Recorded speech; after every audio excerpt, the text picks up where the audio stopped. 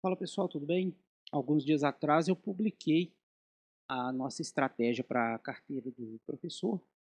Hoje eu vou mostrar para você qual que vai ser a nossa estratégia para a carteira do aluno. Tá? A gente vai começar do mesmo jeito que eu fiz com a carteira do professor. A gente vai ter alguns elementos aqui para a gente discutir, para a gente prestar um pouquinho atenção. Vamos começar aqui pelos objetivos da carteira do aluno, que são ligeiramente diferentes da carteira do professor. A gente tem que lembrar que nosso aluno tem aí 12, 13 anos, ele tem bastante mais tempo que o professor, né? Então, aqui nos nossos objetivos, a gente está vendo o seguinte: ó, construir uma carteira que gere renda passiva. Né? O objetivo aqui não é muito diferente da carteira do professor. Então, gere renda passiva a longo prazo, também não é diferente do professor, só pensando que o aluno ele não tem renda, né? Então ele vai investir aquilo que ele conseguir, é aquilo que ele vai conseguir com uma mesada, aquilo que ele vai conseguir fazendo pequenos trabalhos, né? E então esse longo prazo aqui para o aluno é bem mais longo prazo do que para o professor. E fazer isso aqui para quê? Pensando na independência financeira. Independência financeira aqui é o quê? É chegar num ponto em que o investidor vai poder escolher aquilo que ele quer fazer porque ele já tem uma renda garantida ou simplesmente, dependendo do montante dessa renda, até declarar a sua aposentadoria, tá bom? Então, esse é o objetivo da carteira do aluno. Bom, falar um pouquinho agora das características, né? Quem que é o público-alvo dessa carteira? Então, são alunos do ensino fundamental a partir de 12 anos de idade. Ele vai estar lá para a sétima, oitava série, tá? E esse aqui é o meu público-alvo. Lembrando que o meu aluno não tem fonte de renda, né? Pelo menos não fonte de renda fixa. E ele tem muito tempo pela frente. Tá? Então, são essas características bem marcantes em relação ao professor. Não ter renda fixa, né? Então, ele não tem um salário igual ao salário do professor. E ele tem muito tempo, coisa que o professor não tem tanto. Ok? Então, estas são as características do público-alvo daquelas pessoas para quem ou para as quais essa carteira está sendo dimensionada. Bom, e como que serão os nossos aportes, né? Como que serão os nossos investimentos? A gente vai começar com R$ 20, tá, por mês.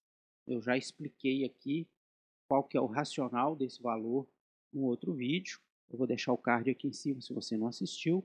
Mas a ideia aqui é começar com um valor bem baixinho, né, que é o valor possível, é o valor que eu verifiquei nas minhas conversas com os meus alunos ser possível para a idade deles. Então, nós estamos começando então com R$ 20.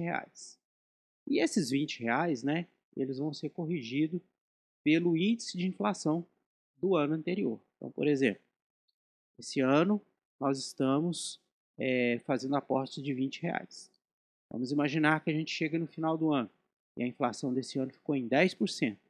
Então, 10% de 20 são R$ 2. Isso quer dizer o quê? Que no próximo ano, nosso aporte vai ser de R$ 22. Então, a gente vai corrigindo esses aportes pela inflação do ano anterior, para a gente não perder poder de investimento. Bom, e como é que vai ser a nossa estratégia? Né? Nossa estratégia para o aluno, ela tem algumas diferenças significativas. Então, ó, metade do valor investidos em boas ações pagadores de dividendo. 40% investidos em fundos imobiliários. Tá? Então, se você somar aqui 50 mais 40, eu já tenho 90% do meu investimento comprometido. 5% desses investimentos vai ser em ações de risco com potencial de crescimento no longo prazo. São aquelas ações que oferecem um potencial de crescimento, porém são mais arriscadas. Como o meu aluno é jovem e ele pode correr mais risco do que o professor, então eu vou alocar 5% da minha carteira nesse tipo de ativo. E 5% eu vou alocar em proteções. No caso aqui do aluno, como o investimento dele é muito baixo, a única proteção que eu consigo comprar por enquanto, né, nesse início de carteira, é ETFs de ouro. Né? A gente vai investir no ETF Gold 11 para a gente formar uma proteção da nossa carteira. Proteção no sentido de que essas proteções aqui, elas têm uma relação inversa de rentabilidade na nossa carteira. Isso significa o quê? Quando ações e fundos imobiliários caem, geralmente o ouro sobe. E quando as ações e fundos imobiliários sobem, geralmente o ouro cai. Então, isso vai dar um balanço, né, um equilíbrio na nossa carteira, para que em momentos de muita volatilidade a gente tenha uma passagem mais tranquila por esses momentos. Aqui, ó, levando em consideração o baixo valor de investimento e o longo tempo de investimento que o aluno tem, e o fato de que o aluno não tem despesas, porque com 12, 13 anos o aluno está morando com o pai, com a mãe, com o responsável, ele não está sozinho, ele não tem despesa. Geralmente quem compra roupa, comida, paga todas as despesas dele é a família. Então, levando isso em consideração, inicialmente a gente não vai fazer reserva de emergência, até porque o valor do nosso aporte é muito pequeno. Se eu fosse dividir isso entre reserva de emergência e investimentos, ia ficar bastante complicado. Mas ao longo do tempo, à medida que esse valor for crescendo e à medida que esse aluno for ficando mais velho, obviamente, nós vamos criar um colchãozinho de emergência para ele também. E da mesma forma que eu fiz lá com o professor, eu também estipulei algumas metas para a carteira do aluno. Eu pretendo chegar até o final desse ano com R$ 220 investidos até o final do ano que eu estou fazendo essa gravação. Para o ano que vem eu quero mais que dobrar esse valor. Eu acredito que isso vai ser possível pela correção do investimento e pelos dividendos que a gente vai receber. Então, a gente vai estar com o investimento desse ano, mais os investimentos do ano que vem, totalizando R$ 500. Então, até o final de 2023, eu quero ter, no mínimo, R$ 500 na nossa carteira. E para o terceiro ano, eu já estipulei também uma meta de R$ 1.200, levando em consideração, mais uma vez, a correção do nosso investimento e os dividendos que a gente vai receber. Então, até o final do ano 2024, a ideia é que a gente tenha R$ 1.200 investidos. E aí vem também os desafios, né? Depois que a gente chegar aqui nos R$ 1.200, nós vamos partir para os R$ 2.000, tá? Depois para os R$ 5.000 e finalmente para R$ 10.000. Esse R$ 10.000 aqui é um limite muito importante, porque se a gente consegue chegar nele sem mexer na carteira, que a gente vai ficar tentado à medida que os aportes vão fazendo o nosso bolo crescer, né? A gente vai ficar tentado em mexer nesse dinheiro aqui. Vai aparecer coisa que a gente quer comprar, né? A gente vai ficar pensando se de repente vai valer a pena mesmo fazer esse investimento para o longo prazo, mas a ideia aqui é que a gente chegue nesse topo aqui de R$ 10.000, e aí na hora que a gente chegar nesse valor, nós vamos traçar novas metas, novas estratégias para que a nossa carteira continue crescendo. E aqui, pessoal, mais uma vez eu digo, tudo isso que a gente vai fazer não é milagre, né? Não é uma coisa mágica que acontece, não é sorte, não é cassino, né? Não é uma aposta que a gente está fazendo. A gente vai ter que estudar, a gente vai ter que observar, a gente vai ter que acompanhar.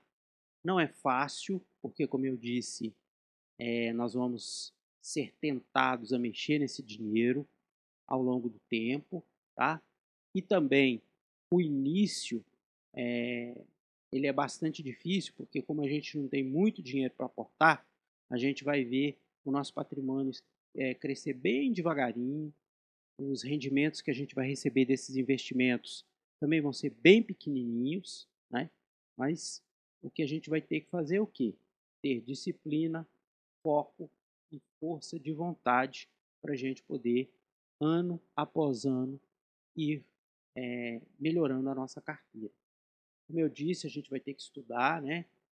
Haverá momentos de tensão, você vai pensar duas vezes, pô, será que vai valer a pena mesmo eu guardar, não mexer nesse dinheiro? Então, vamos ter que ter muito foco, tá? E nenhuma carteira dá resultado da noite para o dia. Nosso horizonte, principalmente falando do aluno, é longo prazo. Longo prazo aqui é 20, 30 anos, tá? Lembra que a gente está começando com R$ 20.